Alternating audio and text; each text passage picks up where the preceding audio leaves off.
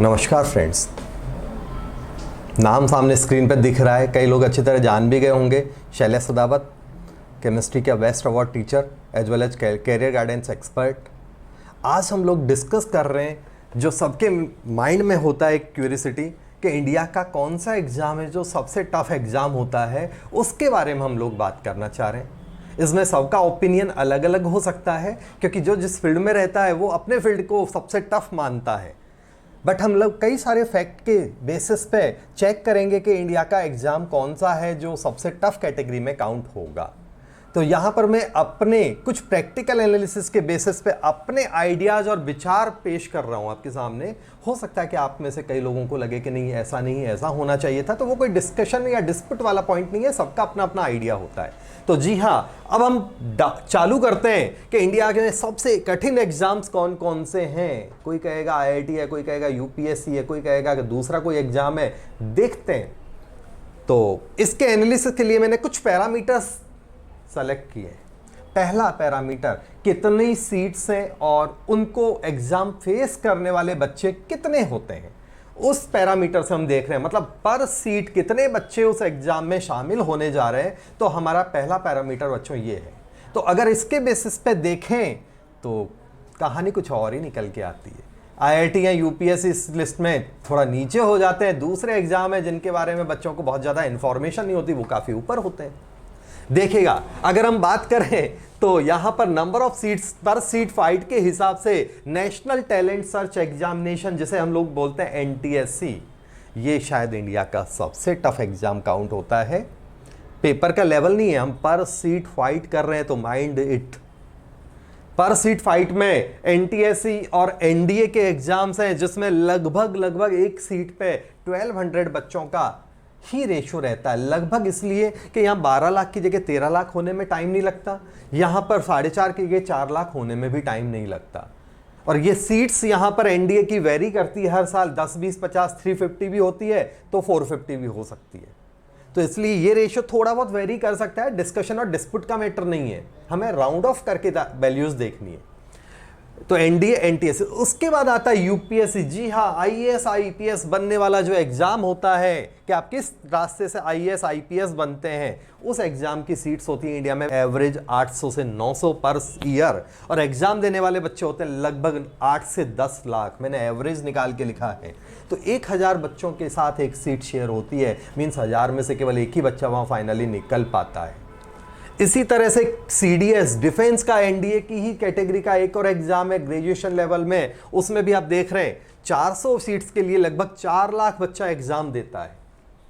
फिर UGC net, जी हाँ, college universities में प्रोफेसर की एलिजिबिलिटी के लिए, पढ़ाने की एलिजिबिलिटी के लिए जो एग्जाम होता है यूजीसी नेट, उसको भी लाखों बच्चे एग्जाम देते हैं, जैसा कि आप देख रहे हैं इस फिगर में। तो वहाँ भी पर सीट फाइट काफ़ी अच्छी निकलती है। 300 से ज़्यादा बच्चे पर सीट पे फाइट करते हैं। सिलेक्शन रेशो वहाँ भी बहुत कम होता है। गेट का एग्ज़ाम आईआईटीज़ में एमटेक और रिसर्च करने के लिए, आईएएस में एमटेक और रिसर्च करने के लिए जो एग्ज़ाम होता है इंजीनियरिंग फील्ड का, ऐसा नहीं कि इंजीनियरिंग वाले बच्चे जा सकते हैं एमटेक एमएस रिसर्च, तो साइंस फील्ड कहेंगे हम तो ज़्यादा अच्छी लैंग्वेज होगी। तो गेट का एग्ज़ाम वहाँ दे सकते हैं। तो उस एग्ज़ाम के थ्रू भी पर सीट 300 बच्चे फाइट करते हैं। उसके बाद जो मोस्ट पॉपुलर एग्जाम है इंडिया का, आईआईटी जेईई का, वो एग्जाम आता है जिसमें लगभग 13,500 सीट से 13,000 से ज़्यादा सीट्स हैं और लगभग 11-12 लाख बच्चे पर ईयर इस एग्जाम को देते हैं। तो पर सीट फाइट यहाँ लगभग 80 to 90 बच्चों के बीच में निकलती है। एक सीट के लिए 80 से 90 बच्चे फाइट करते हैं। क्लेट का एग्जाम लॉ के लिए होता है। कैट का एग्जाम पर सीट फाइट आप देख सकते हैं इस तरह। निट का एग्जाम, इसमें मैंने कुछ पॉपुलर एग्जाम्स को लिया है, तो ये आपने देखा। तो इन पॉपुलर एग्जाम्स में से अगर हम देखें तो टॉप लिस्ट की कुछ और ही डेटाज निकल रहे हैं। ऐसा नहीं है कि कुछ एग्जाम ऐसे भी हैं जो छूट गए हैं या उतने पॉपुलर नहीं है। पर सीट फाइट इनसे भी ज़्यादा हो सकती है, बट ज़्यादा पॉपुलर नहीं होने के कारण मैंने इग्नोर कर दिए हैं। तो मैंने केवल पॉपुलर को इस लिस्ट में रखा है। चलिएगा, अब हम दूसरी कैटेगरी से इसको एनालिसिस करते हैं कि अगर मान लो सिलेबस की लेंथ के हिसाब से बात करें कि कौन से सिलेबस सबसे लंबे हैं, किनको कवर करना सबसे ज़्यादा मुश्किल है, उसके हिसाब से बात करें तो पिक्चर चेंज हो जाता है। जी हाँ, इस कैटेगरी में अगर हम बात करें तो साइंस का जो IIT JEE एडवांस का सिलेबस है बहुत बड़ा होता है। 2 साल में भी ढंग से बच्चों से कवर नहीं हो पाता। बिकॉज ऑफ दैट IIT का कट ऑफ ही 25-30% जाता है। जी हाँ, यहाँ पर पिक्चर एकदम चेंज हो गया। सिलेबस की लेंथ और टफनेस बहुत ज़बरदस्त होती है इस एग्ज़ाम की। ये इंडिया का ही नहीं, वर्ल्ड का सबसे टफ इंजीनियरिंग एग्ज़ाम है। इसी का गेट सेम इसी की कैटेगरी पे हाई लेवल पे उसका सिलेबस भी बहुत बड़ा होता है, उसको कवर करना भी बहुत आसान नहीं होता। IAS इंजीनियरिंग मतलब यहाँ पर बाजी जरूर मारी है, स्पेशली साइंस के फील्ड ने। साइंस के फील्ड में बहुत लंबे सिलेबस होते हैं, इन्हीं की टक्कर में, ऐसा नहीं कि सिलेबस में UGC नेट और UPSC पीछे है, वो भी सब एक ही टक्कर के हैं। इट मीन्स टॉप 5 में बहुत ज़्यादा वेरिएशन नहीं है, यहाँ के सिलेबस लगभग एक जैसे होते हैं। और ये जो सिलेबस की बात कर रहा हूँ ये फाइनल एग्जाम्स के हिसाब से बात कर रहा हूँ, प्री की बात नहीं कर रहा हूँ मैं कहीं पर भी, अगर कहीं 2 लेवल में होता है तो। उसके बाद बात आती है निट, फिर कैट, फिर NDA CDS के सिलेबस थोड़े छोटे होते हैं। NTSE का सिलेबस 10th लेवल का होता है, इसलिए काफ़ी बड़ा नहीं होता, बट लेवल के हिसाब से तो फिर भी कहेंगे कि काफ़ी बड़ा है, क्योंकि बच्चा भी उतना ही छोटा है वहाँ पर एग्जाम देने वाला। 10th लेवल में NTSE होता है। क्लैट लॉ के लिए जो एग्जाम है 12th लेवल में होता है, उसका सिलेबस ठीक ठीक होता है, बहुत ज़्यादा बड़ा नहीं होता। पॉपुलर एग्जाम है, काफ़ी तेज़ी से ग्रो कर रहा है, इसलिए मैंने उसको इस लिस्ट में डाला हुआ है। तो सिलेबस की लेंथ के हिसाब से पुराना फिगर एकदम रिवर्स जैसा हो गया, काफ़ी चेंज हो गया। जो टॉप में थे वो यहाँ बॉटम में आने लग गए, और जो बॉटम में थे वो टॉप में पहुँचने लग गए।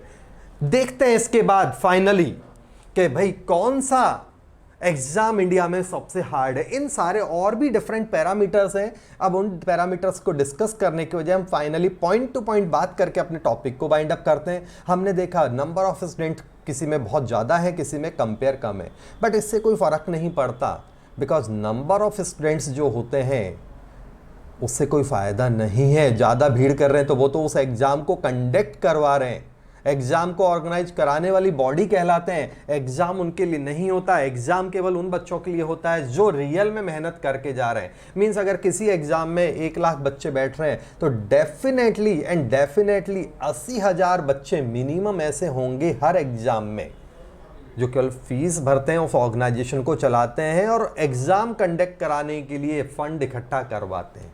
मुश्किल से 15-20% बच्चे ही ऐसे होते हैं जिनके लिए वो एग्ज़ाम कंडक्ट होना है, जिनके लिए वो एग्ज़ाम कंडक्ट हो रहा है। तो आप इस बात को ध्यान रखिएगा, हमें ओवरऑल स्ट्रेंथ पे नहीं जाना, हमें ये देखना है कि हम किस लेवल के बच्चों के साथ फाइट कर रहे हैं। तो अगर हमारी फाइट की बात करें तो टॉप लेवल के बच्चे तो बहुत ही कम होते हैं, तो वहाँ पर फिगर कुछ और चेंज हो जाता है। तो उसके हिसाब से मैंने अपने ओपिनियन में एक लिस्ट बनाई, और उसमें अगर हम देखें तो ऑलमोस्ट हम कह सकते हैं कि UPSC का जो IAS IPS बनने वाला जो सिविल सर्विसेज का एग्ज़ाम होता है वो इसमें कहीं ना कहीं शायद दूसरे एग्ज़ाम से आगे है। उसका एक कारण है, रेपुटेशन ज़बरदस्त है, सीधा आपका फ्यूचर ज़बरदस्त सेफ हो रहा है। तो एक ये है, इसी की लगभग सेम हम यहाँ कह सकते हैं कि इन दोनों एग्जाम्स के बीच में ड्रॉ है या ऑलमोस्ट 19-20 है। IIT एडवांस का जो पेपर है ज़बरदस्त टफ होता है, तो वो भी यहाँ टफेस्ट कैटेगरी में काउंट होगा। यहाँ पर फ़ायदा ये है IIT एडवांस का कि आप अपने कैलिबर से इसमें निकल सकते हैं, इसलिए ये टफेस्ट है। लेकिन UPSC को इसके ऊपर प्रायोरिटी देने का रीज़न ये है कि UPSC में आपका कैलिबर ही नहीं, पर्सनैलिटी, आपका माइंड ही नहीं, आपकी पर्सनैलिटी, इंटरव्यू में आपका जो दूसरे फैक्टर्स होते हैं वो सब भी मैटर करते हैं। इसलिए यहाँ पर ओवरऑल जो है आपको एज मिला है UPSC को। UPSC का पेपर IIT जितना टफ नहीं होता, लेकिन एज मिलने के कई सारे कारण है कि वो इसके ऊपर क्यों रखा गया है। इसके बाद गेट का एग्ज़ाम जो बहुत टफ होता है वो भी इसी कारण से ऊपर रखा गया है कि वो रिसर्च के लिए है और पेपर का लेंथ ज़बरदस्त होता है। फिर IAS का एग्ज़ाम जो बच्चे देते हैं उनको पता है कितना टफ होता है, जिनको नहीं पता उनको बताना भी बेकार है। UGC नेट है वो भी बहुत टफ होता है। इसी कैटेगरी में नीचे के जो कुछ एग्ज़ाम है वो उतना टफ नहीं होते, क्रैक करना कंपैरेटिवली ईजी है उनको, पेपर का लेवल भी उतना टफ नहीं है। तो हम यहाँ पर टॉप 2-3 एग्जाम्स को देखें तो जी हाँ, ये इंडिया के नहीं वर्ल्ड के भी सबसे टफेस्ट एग्जाम से एक होते हैं। हो सकता है आप मेरे विचारों से सहमत हो, मैंने अपने रिसर्च करके अपने ओपिनियन और अपने एक्सपीरियंस से एक लिस्ट बनाई है, बट डेफिनेटली ये लिस्ट आपको एग्जाम्स के लिए क्यूरियसिटी ख़त्म करने में हेल्प करेगी। अगली एक स्पेशल वीडियो के साथ दोबारा आपके सामने मिलता हूँ, तब तक के लिए थैंक यू।